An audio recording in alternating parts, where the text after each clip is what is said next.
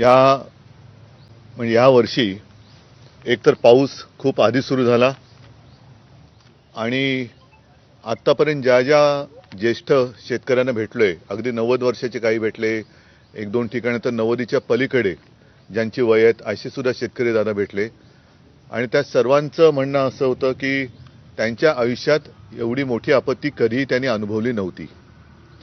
साहजिकच आहे, मोठी आपत्ती म्हटल्यानंतर नुकसानही तेवढंच महाप्रचंड झालेलं आहे. तसं पाहिलं तर मराठवाडा हा साधारणतः आपण अवर्षणग्रस्त भागामध्ये धरतो. यावेळेला आक्रीत झालं.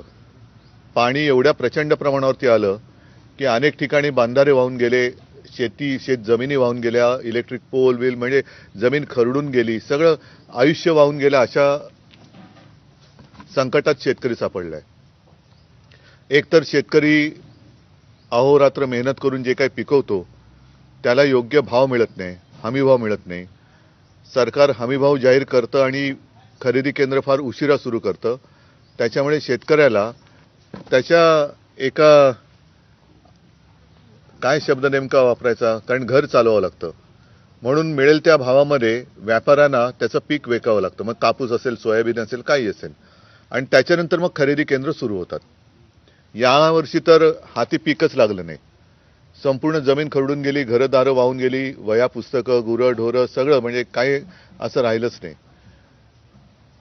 मला असं वाटलं होतं की हे सरकार, ज्या सरकारने निवडणूक प्रचारामध्ये जाहीर केलं होतं, देवेंद्र फडणवीसांची क्लिप मी काल परवाकडे ऐकवली की हे सरकार आल्यानंतर 7/12 कोरा करणार. आत्ताच ती वेळ आहे 7/12 कोरा करण्याची.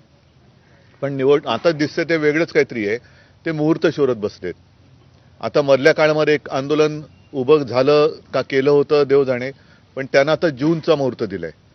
आपण येता जाताना आता बघाल तर शेतकरी बिचारे असहाय्यपणाने त्यांच्या परत पुढच्या रब्बीच्या पिकाच्या हंगामाच्या कामाला लागलेले आहेत. मग आत्ता पंचनामे अजून झालेले नाहीत. आत्ता पंचनामे करायला जर का पथक गेलं, केंद्राचं पथक आलं कधी, गेलं कधी, कोणालाच कळलं नाही, तर काय रिपोर्ट देणार? कारण आत्ता येताना आपण वळण इकडे घेण्याच्या आधीच बघितलं की शेतकरी त्याचं काम करतोय. मग आपण जर का पथक म्हणून गेलो तर काय बघणार? नाही, सगळं व्यवस्थित आहे, शेतकरी कामाला लागले, नुकसान भरपाई मिळणार कशी? पीक विमा ही सुद्धा एक मोठी थट्टा आहे, कारण त्यातले महत्त्वाचे ट्रिगरच काढून टाकले. आणि मी जे कागद सुद्धा दाखवले, कोणाला 6 रुपये, कोणाला 3 रुपये, कोणाला 2 रुपये, कोणाला 21 रुपये, म्हणजे नुकसान भरपाई तर दूर, कर्ज डोक्यावरती चढलंय. रब्बीचं कर्ज हे मिळणार की नाही मिळणार, त्याच्यासाठी परत गहाण काय टाकणार? खरडून गेलेली जमीन बँक गहाण म्हणून स्वीकारणार का? आणि आधीच ती गहाण जर टाकलेली असेल तर दुबार पेरणीसारखी दुबार गहाण घेणार का? म्हणजे काय प्रश्नातून प्रश्न निर्माण होत आहेत.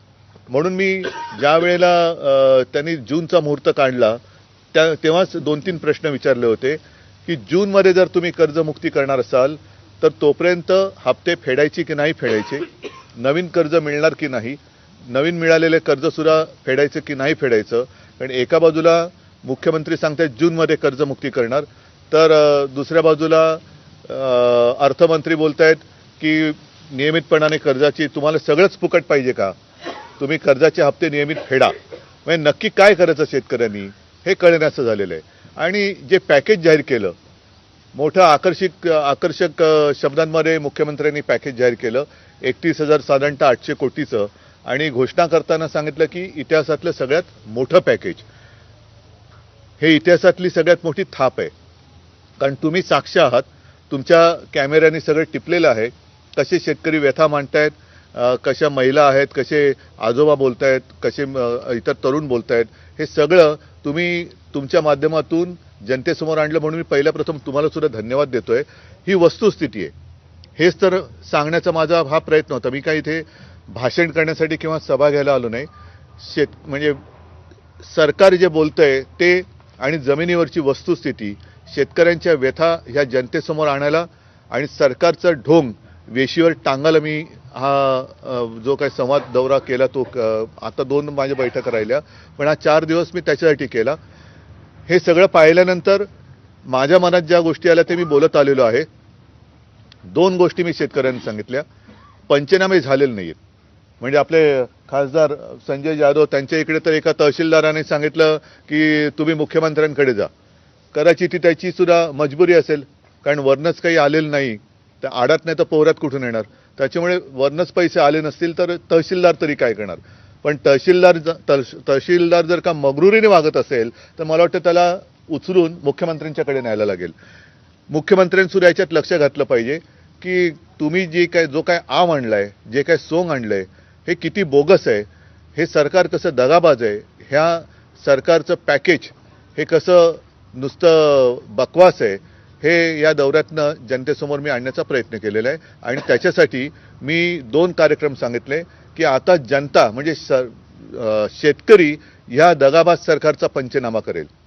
म्हणजे काय करेल की हे शेतकऱ्याची जी मागणी आहे की कर्जमुक्ती तिथं झाली पाहिजे, 50,000 रुपये प्रति हेक्टरी त्याला मिळाले पाहिजे, ती शेतकऱ्याची मागणी ती त्याला मिळाले पाहिजेत. पण त्या पलीकडे किंवा ते जरा बाजूला ठेवलं तरी देखील सरकारने जी काही घोषणा केलेली आहे त्याचं वास्तव म्हणजे हे जे काही तहसीलदार आहेत, ज्यांनी पंचनामे किंवा कोणी असतील ते आपला पंचनामा करण्याची ज्यांच्यावरती जबाबदारी असेल गाव खेडोपाडी, त्यांनी पंचनामे केलेत की नाही, पंचनामे केले असतील तर पंचनामे करून रिपोर्टवर पाठवले की नाही, रिपोर्ट पाठवला असेल तर त्यांच्या सर्कलमध्ये किती शेतकऱ्यांना किती नुकसान भरपाई मिळण्याची आवश्यकता आहे आणि ती मिळालेली आहे की नाही, हा पंचनामा आता शिवसैनिकांच्या सोबतीने जनता करेल. आणि दुसरी गोष्ट अशी की निवडणूक आल्यानंतर फसवी आश्वासनं दिली जातात, थापा मारल्या जातात. मग ते लाडक्या बहिणीचं असेल किंवा मी कर्जमुक्ती म्हणतो, ते कर्जमाफी म्हणतात, कर्जमाफीचं असेल. पण निवडणूक झाल्यानंतर आता तुम्ही बघितलं की नुकसान भरपाईसाठी ज्याच्या नावावरती जमीन आहे त्यांना अगदी महिला असतील तरी मैलोनमैल प्रवास करून अंगठे द्यायला KYC करायला तिकडे यावं लागतं, अनेकदा सर्व्हर डाऊन म्हणून परत जावं लागतं. तर हे सगळ्या गोष्टी बघितल्यानंतर जसं नरेंद्र मोदीजी आपले पंतप्रधान यांनी नोटबंदी केली होती तसं मी शेतकऱ्यांना आवाहन म्हणजे विनंती केलेली आहे की तुम्ही तुमच्यातले जातपात धर्म सगळ्या बाजूला ठेवून शेतकरी म्हणून एक व्हा. आणि जोपर्यंत तुम्हाला मदत मिळत नाही, जोपर्यंत तुमची कर्जमुक्ती होत नाही, विम्याचे पैसे मिळत नाही, हेक्टरी 50,000 रुपये मिळत नाही, वाहून गेलेले शेतीसाठी माती मिळत नाही, बी बियाणं मिळत नाही, तोपर्यंत तुम्ही महायुतीला म्हणजे भाजप प्रणित आणि त्यांच्या कुबड्या भाजप आणि त्यांच्या कुबड्यांना वोटबंदी म्हणजे मतबंदी करा. तर आणि तरच हे सरकार वटणीवर येईल. राधाकृष्ण विखे पाटील म्हणतायत की हे सोसायटी काढतात, कर्ज घेतात, कर्जबाजारी व्हायचं आणि पुन्हा कर्जमाफीची मागणी करायचं. हे अनेक वर्षांपासून सुरू आहे. त्याची राधाकृष्णांच्या साखर कारखान्याला आतापर्यंत किती वेळा थकबाकी, थकहमी, कर्जमाफी, कर्जमुक्ती वगैरे काय काय केले त्यांनी तो हिशोब मांडावा पहिला. उपसा जलसिंचन म्हणजे त्यांचे सुद्धा घोटाळे हे जगजाहीर आहेत. त्याच्यामुळे त्यांना तर बोलण्याचा काय अधिकारच नाही. तुम्ही प्रत्येक वेळेला ज्या ज्या गावात गेला तिथल्या लोकांना असं म्हणत होता की हा लढा तुमच्यासाठी आता आणखी तीव्र होणार आहे, तुमच्यासाठी मी लढणार आहे आणि त्यावेळेला तुमची मला साथ झाली. तर ही साथ मतांच्या माध्यमातून की नाही, आता तर निवडणूक नाहीच आहे. तुमच्या लक्षात असेल की मी मुख्यमंत्री झाल्यानंतर कोणती निवडणूक नव्हती तरी कर्जमुक्ती केली होती, कोणती निवडणूक नव्हती तरी शिवभोजन योजना सुरू केली होती, आणखीन म्हणजे आपत्तीमध्ये मदत सुद्धा केली होती. कोणत्याही निवडणुका नव्हत्या ना, मी कोणती परदेशी समिती नेमली ना, कसला अभ्यास केला. पण एक माझी भावना किंवा माणुसकी म्हणून मी कर्जमुक्ती केली होती.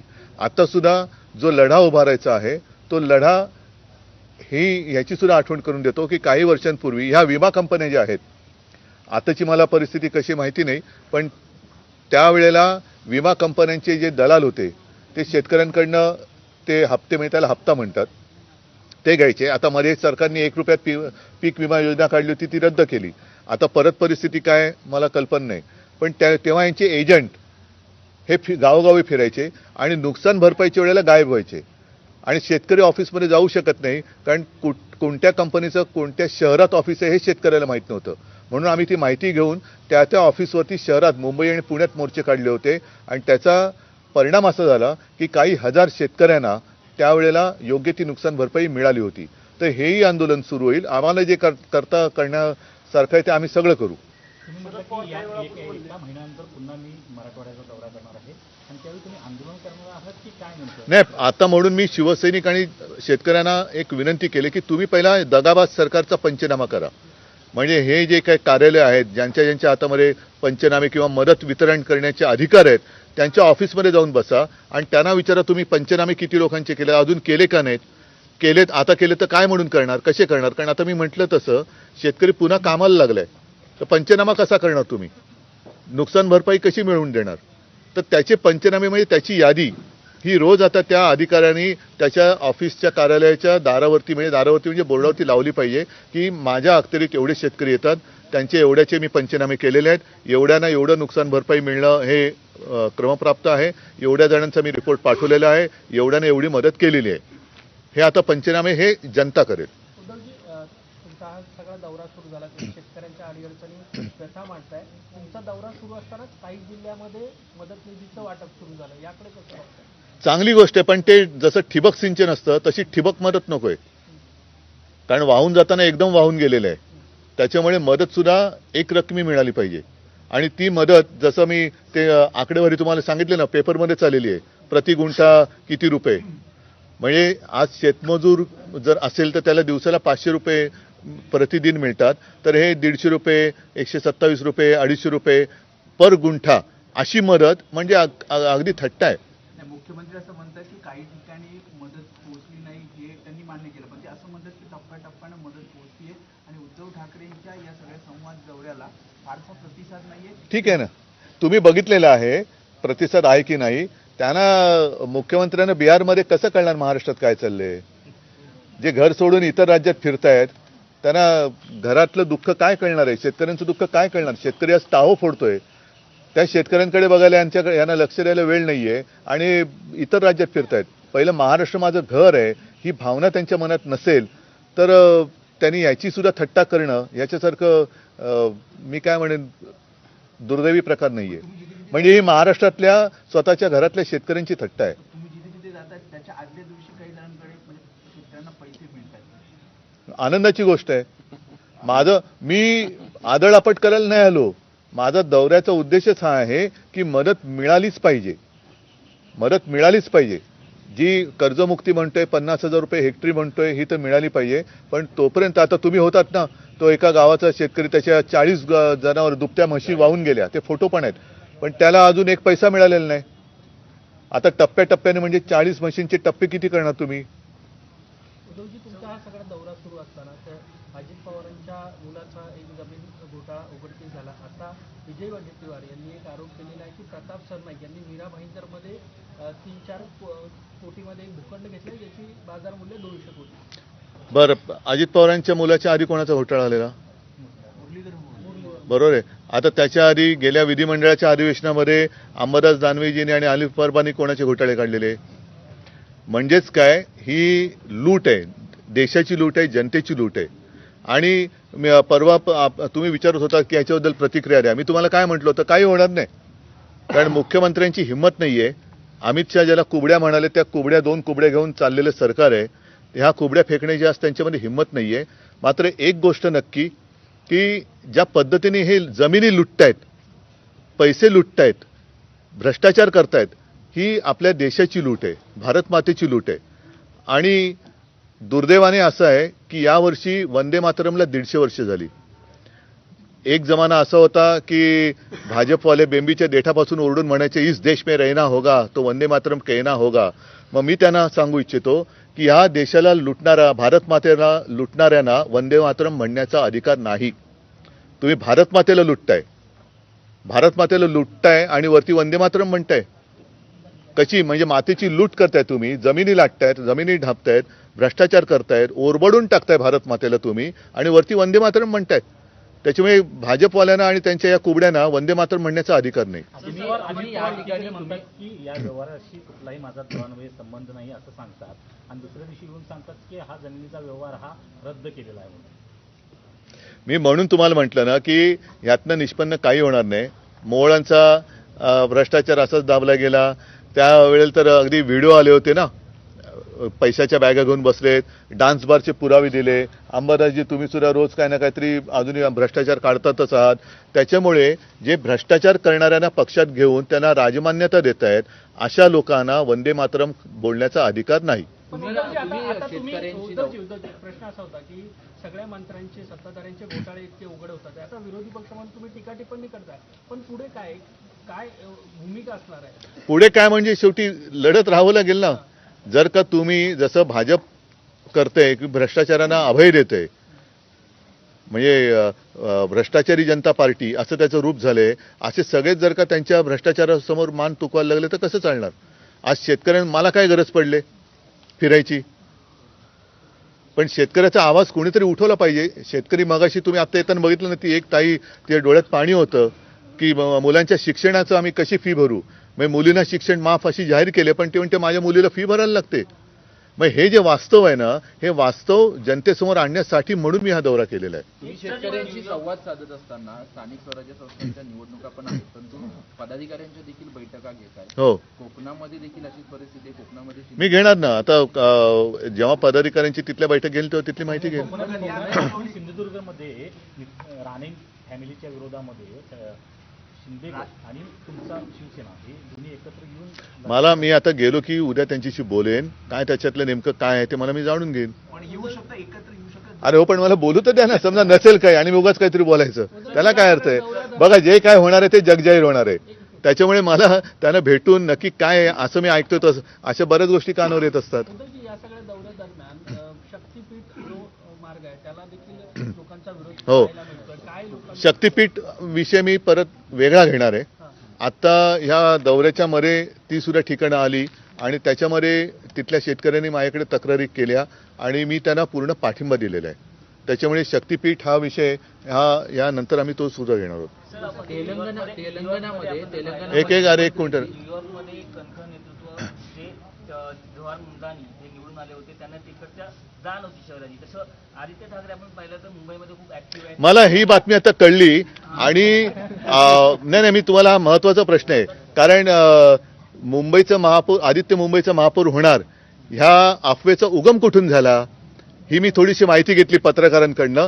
तर मला असं कळलं की संघामध्ये चर्चा सुरू आहे की 10 वर्ष झाली मोदी देशाचे पंतप्रधान झाले, 5 वर्ष झाले गृहमंत्री अमित शाह आहेत, पण अजूनही त्यांच्या शहराचं नाव अहमदाबाद आहे, ते बदलू शकले नाहीत. म्हणून संघात चर्चा आहे की मोदी किंवा अमित शहानं परत अहमदाबादचं महापौर करून त्यांच्याकडनं प्रस्ताव घ्यायचा अहमदाबादचं नामांतर करण्याचा, असा प्रस्ताव संघात चालू आहे. पण ही संघाची अंदर की बात आहे. कदाचित मोदी किंवा शहानं ते अहमदाबादचं महापौर करून त्यांच्याकडनं नामांतर, कारण काय बघा, अहमदनगरचं अहिल्यानगर केलं, तसं अजूनही विरोधी पक्षात असताना अहमदाबादचं ते कर्णावती करू बोलले होते. आता 10 वर्ष होऊन गेले, 11 वर्ष झाली मोदी पंतप्रधान आहेत. अहमदाबाद ही गुजरातची राजधानी, म्हणजे त्यांचं दोघांचं होमटाऊन, त्या होमटाऊनचं अजून नामांतर होत नाहीये. त्याच्यामुळे अमित शहा किंवा मोदी यांना बहुतेक येत्या काही दिवसात ते महापौर करतील अहमदाबादचा. पालिकेत नामांतराचा प्रस्ताव मंजूर करून ते विधानसभात आणतील आणि आत्ताचे जे कोणी मुख्यमंत्री असतील तो मंजूर करतील, अशी मला अंदर की बात ही कळलेली आहे. तेलंगणाचे मुख्यमंत्री रेवंत रेड्डी असं म्हणले, काँग्रेस म्हणजे मुस्लिम आणि मुस्लिम म्हणजे काँग्रेस. यावरती तुमची काय प्रतिक्रिया आहे? ते पोटनिवडणुकीमध्ये असताना प्रचारामध्ये ते अशा प्रकारे बोललेले आहे. तो त्यांच्यापुरता तो प्रश्न असेल. मला नाही वाटत. आता जसं मुंबईमध्ये सुद्धा इतर काँग्रेसची लोक काहीतरी बोलत असतात, मग ते काँग्रेसची लोक सांगतात ते त्यांचं वैयक्तिक मत आहे. त्याच्यामुळे आता त्याच्यावर रवंत करण्यात काही अर्थ नाही. ज्या जिल्ह्यामध्ये गेला त्या ठिकाणी पदाधिकाऱ्यांच्या बैठका देखील संध्याकाळी झालेल्या होत्या. या बैठकांमध्ये या कार्यकर्त्यांचा काय कल होता? कुणासोबत युती करायला हवी किंवा कुठल्या पक्षासोबत जायला हवं? स्थानिक स्वराज्य संस्था निवडणुकामध्ये नाही, काही ठिकाणी म्हणजे भांडायचं कोणाच्याच मनात नाहीये. कारण आता बघितलं तर हा जो सगळ्यांचा कारभार चालू आहे बेगुमानपणाने, म्हणजे कोणालाच हे जुमानत नाहीयेत. उघड उघड दिवसाढवळ्या जमिनी ढापतायत, पैसे लाटतायत, काय वाटेल ते चाललेलं आहे. कॉन्ट्रॅक्टर म्हणजे मुंबईची तिजोरी तर फस्तच केलेली आहे. आता शक्तीपीठ महामार्ग सुद्धा शेतकऱ्यांचा विरोध असून गरज नसताना हा ज्याचं सुरुवातच नारळच फुटणार 86,000 कोटींनी आणि त्याच्यानंतर मग तो वाढत जातं. म्हणजे 86,000 कोटींनी सुरुवात झाल्यावर तो 1.5 लाख 2 लाख कोटीपर्यंत जाणार. म्हणजे यांचं उखळ पांढरं होणार आणि शेतकऱ्यांच्या सुपीक जमिनी मारल्या जाणार. शेतकऱ्याच्या हातामध्ये तिथे भिकेचा कटोरा येणार. त्या टोल नाके यांच्याचकडे जाणार. आजूबाजूच्या जमिनी आता यांनी घेऊन मोकळे पण झाले असतील. तिकडे यांची सगळे व्यवसाय येणार, पेट्रोल पंप येतील, मॉल येतील, काय काय काय काय होईल. म्हणजे ह्यांची आबादी ही लुटमार करून होणार.